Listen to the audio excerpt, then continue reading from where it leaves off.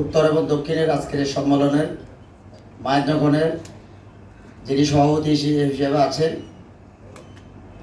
আমাদের মিডিয়া জগতের অত্যন্ত প্রিয় ব্যক্তিত্ব, শ্রদ্ধেয় ব্যক্তিত্ব, পরিচিত ব্যক্তিত্ব, খুবই সাংবাদিক মিডিয়া ব্যক্তিত্ব এবং চ্যানেলের উত্তম কর্মকর্তা রাজু আলী ভাই, যিনি প্রধান অতিথি হিসেবে আছেন বাংলাদেশের শিক্ষক সমাজের অহংকার এবং প্রবীণ শিক্ষক, শুধু প্রাচ্যের বিশ্ববিদ্যালয় হিসেবে খ্যাত নয়, পৃথিবীর বিখ্যাত বিশ্ববিদ্যালয়ের মধ্যে আমাদের প্রাণের বাংলাদেশের প্রিয় বাংলাদেশের অন্যতম প্রধান বিশ্ববিদ্যালয় ঢাকা বিশ্ববিদ্যালয়ের তিনি শিক্ষক এবং দুঃসময় বিএনপির ঘরানার আদর্শের অনুসারী, বর্তমান প্রাইম মিনিস্টারের তিনি অন্যতম উপদেষ্টাদের মধ্যে একজন এবং মানব সমাজের অহংকার আজকের প্রধান অতিথি ডক্টর সুকুমার বড়ুয়া,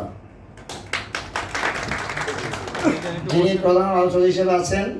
তিনিও বিএনপি ঘরানার একজন আদর্শের জাতীয়তাবাদী আদর্শের সৈনিক এবং ঢাকা 12, 15, 16 সংরক্ষিত মহিলা আসনের এমপি, ঢাকা উত্তরের যুগ্ম আহ্বায়ক পারদর্শী আহমেদ মিষ্টি আপা মঞ্চে ইতিমধ্যে অনেক বক্তব্য রেখেছেন। আমাদের জাতীয় প্রেস ক্লাবের অন্যতম সদস্য, কবি, লেখক, তিনি অনলাইন সাংবাদিক ফোরামের মহাসচিব আমাদের মীর আব্দুল আলিম ভাই, আমাদের দি প্রেজেন্ট টাইমের প্রধান সম্পাদক, রেডিও ফোরামের সংগ্রামী মহাসচিব আমাদের ওমর ফারুক জালাল ভাই আছেন, মিডিয়া জার্নালিস্ট ফোরামের সভাপতি মিজাব, যিনি কবি, গীতিকার, সংগঠক, আমাদের সাইদ মাহমুদ ভাই আছেন, মানবাধিকার খবর, যিনি 400 শিশু এবং মহিলাকে ভারত বাংলাদেশে উদ্ধার করে ইতিমধ্যে বক্তব্য রেখেছেন। মাসিক মানবাধিকার খবরের আমাদের রিয়াজউদ্দিন ভাই আছেন ইতিমধ্যে, যিনি বক্তব্য রেখেছেন। আমাদের খান বশিরুজ্জামান, যিনি সাংবাদিক ঐক্য পরিষদের স্থায়ী কমিটির সদস্য আছে, শফিকুর রহমান, বিবিএন নিউজের, সাহারা হসপিটাল, অনেকে উনি বক্তব্য রেখেছেন, যারা বিনা পয়সায় তিনি গাইনি এবং বিভিন্ন অসুস্থ শিশুদের তিনি বিনা পয়সায় চিকিৎসা প্রদান করে। সারা হসপিটালের মার্কেটিং ডাইরেক্টর আমাদের শেখ কামাল ভাই, আশোকের চেয়ারম্যান আমাদের শামসুল আলম, এই সংগঠনের নেতৃবৃন্দ টুটুল ভাই, আমাদের মিঠু ভাই সহ এবং উপস্থিত সকলকে আমি শুভ সুন্দর সংগ্রামী শুভেচ্ছা। ইতিমধ্যে সাংবাদিকতার সংবাদপত্রের অনেক বক্তব্য আমাদের মীর আব্দুল রায় সত্য বাস্তবতা তুলে ধরেছে, আমি এই জন্য তাদেরকে ধন্যবাদ জানাই। তারপর মধ্যে দিয়েও সংবাদপত্র সাংবাদিকের কোনো বিকল্প নাই। ইতিমধ্যে আমরা জানি একসময় প্রিন্ট মিডিয়ার অনেক পাঠক ছিল, এখন বর্তমানে প্রিন্ট মিডিয়া, ইলেকট্রনিক মিডিয়া পাঠক বেশি হয়েছে, অনলাইন মিডিয়ার পাঠক বেশি হয়েছে, বর্তমান কিন্তু পাঠক চলে গেছে বেশি ইউটিউবের মধ্যে। তারপরও সংবাদপত্র সাংবাদিকের কোনো বিকল্প পৃথিবীতে, এত প্রযুক্তির যুগে, এত আধুনিকতার যুগে, অনলাইনের যুগে আর কোনো বিকল্প, কোনো স্টেপ বাইরে নেই। চতুর্থ স্তম্ভ হিসাবে, সমাজের আয়না হিসাবে এবং রাষ্ট্রকে সমালোচনার মধ্যে দিয়ে, রাষ্ট্রকে দিক নির্দেশনা দিয়ে একটা টেকসই গণতন্ত্র, অসাম্প্রদায়িক কল্যাণকর মানবিক রাষ্ট্রের জন্য এখনও সংবাদপত্র সাংবাদিকেরা সারা পৃথিবীতে কাজ করে যাচ্ছে।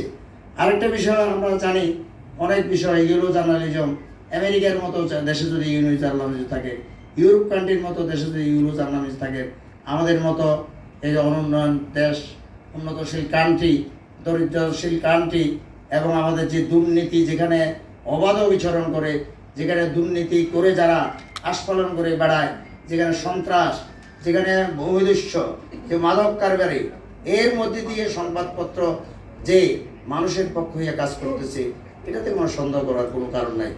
আর আরেকটি কথা, সাংবাদিক ঐক্য পরিষদ একটি ভিন্ন লক্ষ্য নিয়ে এবং অত্যন্ত সুদূর প্রসারী লক্ষ্য নিয়ে আমরা রনি ভাই সহ, রাজু আলিম ভাই, আমাদের মুক্তার ভাই সহ, সাহেব হাসান টুটুল, আমাদের বশিরুজ্জামান ভাই আছে, শফিক ভাই আছে, আমাদের খান নজরুল ইসলাম ভাই আছে, আমাদের মীর আব্দুল আলিম ভাই আছে, আমাদের রকি ভাই সহ, আমাদের মিজান ভাই আছে। আমরা একটা মহৎ উদ্দেশ্য নিয়ে আমরা এটা নিয়ে কাজ করার চেষ্টা করতেছি। অনেক সংবাদপত্রের ভিড়ে, অনেক সাংবাদিক সংগঠনের ভিড়ে, এখন জাতীয় প্রেস ক্লাবের বাইরেও আপনার এখন থানা ওয়াইজ বিভিন্ন প্রেস ক্লাব হচ্ছে, এক প্রেস ক্লাবে 2-3টা সংগঠন করছে। কাউকে অ্যাভয়েড করে আমরা চলতে চাই না। সমাজের প্রয়োজনে বিভিন্নভাবে সংগঠনগুলো সংগঠিত হচ্ছে, তারা কোনো না কোনোভাবেও সমাজের জন্য, রাষ্ট্রের জন্য কাজ করছে। সে লক্ষ্য নিয়ে সাংবাদিক ঐক্য পরিষদ কাজ করছে। এখানে ইলেকট্রনিক মিডিয়া, প্রিন্ট মিডিয়া, দৈনিক, সাপ্তাহিক, অনলাইন সহ সমস্ত মিডিয়া ব্যক্তিত্বরা আছে। আমি আশা করি আমাদের আজকে যে এই যে অলংকার স্বরূপ যে স্যার এসেছে, এটাও আমাদের জন্য আজকের জন্য একটা গর্বিত দিন হিসাবে আমরা স্মরণ রাখবো। মিষ্টি আবা অত্যন্ত আজকে তিনি অত্যন্ত সুনামের সাথে আপনার বিএনপি ঘরানার একজন আদর্শের নেত্রী এবং বর্তমান সরকারের তিনি যে জাতীয় সংসদ তিনি এমপি। আমরা আশা করব যারা ক্ষমতায় গেলে দেখি, দীর্ঘদিন আমরা দেখেছি ক্ষমতায় গেলে সংবাদপত্রের করি এক দৃষ্টিভঙ্গি, আর ক্ষমতার বাইরে থাকলে আরেক দৃষ্টিভঙ্গি। এই দৃষ্টিভঙ্গিকে যদি না এড়িয়ে সংবাদপত্রকে ক্ষমতাসীনেরা এবং যারা মাদক কারবারি, যারা ভূমিদস্যু, যারা দুর্নীতিবাজ তাকে শত্রু মনে করে, কিন্তু সংবাদপত্র কিন্তু তাদেরই শত্রু। কিন্তু দেশের মানুষের, রাষ্ট্রের এরা একটা আয়নার মতো কাজ করে এবং সংবাদপত্র সাংবাদিকের হলো একটা গার্ডিয়ান স্বরূপ একটা রাষ্ট্রের জন্য। আমরা অতীতে অনেক দেখেছি সাংবাদিকদের উপর সত্য নিউজ ছাপাইলে তাদের উপর রাত্রের অন্ধকারে হোক আর দিনের আলোতে হোক একটা স্টিম চলে আসে, কিন্তু তার পরবর্তী কি দেখছি, ওই সংবাদের ভিত্তিতে ওই সরকারের কিন্তু তীব্র সমালোচনা পরবর্তীতে তারা বিপদে পড়েছে। আমি মনে করি সরকার, যেমন একটা উদাহরণ আছে, বিগত সরকারের আমলে আপনার ব্যাংকগুলো লুটপাটের কাহিনী, অনেক কাহিনী এসেছে, সরকার কিন্তু গুরুত্ব দেয় নাই। কিন্তু 5ই আগস্টের পরে আমরা কি দেখেছি, যে লুটপাটের যে কাহিনী করে যে সরকারকে ওদেরকে বিপদে ফেলে দিয়েছে। সুতরাং আমরা যারা ক্ষমতা আছে, অনেক অভিজ্ঞতা আছে, আমরা যদি ওই সরকার যদি এটাকে মূল্যায়ন করি, অলরেডি আমাদের তথ্যমন্ত্রী তিনি এরশাদ বিরোধী আন্দোলনের রাজপথে একজন অগ্রদূত ছিল, তিনি তথ্য মন্ত্রণালয়ের দায়িত্বে আছে।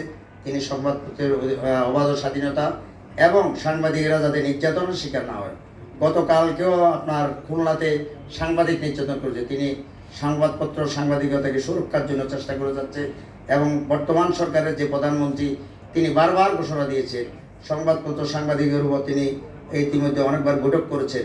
তিনি বুঝতে পেরে আমরা মনে করি তিনি এই সাধুবাদ এবং পাওয়ার যোগ্য। আমরা আশা করি সেদিন সরকার যতক্ষণ সরকার নিরাপদ যদি সংবাদপত্র সাংবাদিকদেরকে না করে, রাষ্ট্র কখনো নিরাপদ হবে না, গণতান্ত্রিক প্রতিষ্ঠানগুলা, রাজনৈতিক প্রতিষ্ঠানগুলো নিরাপদ হবে না। এই আশাবাদ ব্যক্ত করে আজকে যারা উত্তর দক্ষিণের